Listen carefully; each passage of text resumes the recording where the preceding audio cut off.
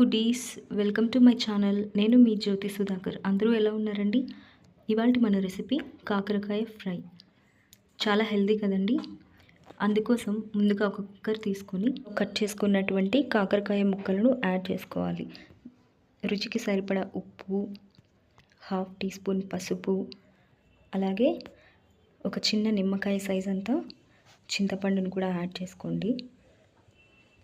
సరిపడా నీళ్లు పోసుకొని కాస్తంత ఆయిల్ యాడ్ చేసుకొని కుక్కర్కి మూత పెట్టి 2 నుంచి 3 విజిల్స్ వచ్చే వరకు ఉడికించుకోవాలి. బాగా ఉడికిన కాకరకాయ ముక్కలను అందులో నుంచి చింతపండుని సపరేట్ చేసుకోవాలి. వాటర్ పోయే వరకు బాగా పిండుకోవాలి. వేపుడులోకి కావాల్సినటువంటి కొబ్బరి కారం రెడీ చేసుకుందాం. ముందుగా ఒక మిక్సీ బౌల్ తీసుకొని కావలసిన కొబ్బరి ముక్కలను యాడ్ చేసుకొని 2 నుంచి 3 వేయించుకున్న ఎండుమిరపకాయలను, వాటితో పాటు వేయించుకున్న కరివేపాకు, 4 నుంచి 5 రెబ్బల వెల్లుల్లి, తగినంత ఉప్పు యాడ్ చేసుకొని బరకగా మిక్సీ పట్టుకోవాలి. ఇప్పుడు పోపు కోసం 2 నుంచి 3 టేబుల్ స్పూన్ల ఆయిల్ వేసుకొని ఆయిల్ కొద్దిగా వేడయ్యాక ఆవాలు, జీలకర్ర, పచ్చిశనగపప్పు, సన్నగా కట్ చేసుకున్నటువంటి ఉల్లిపాయలు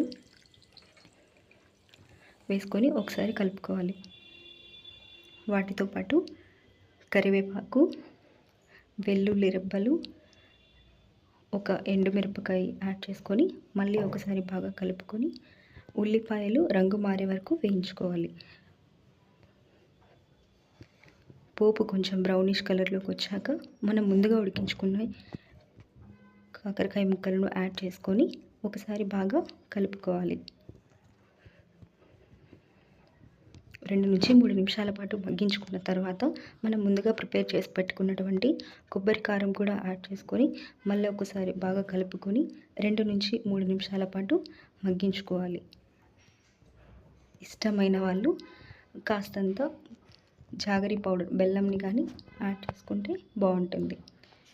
If you like the video, please share it.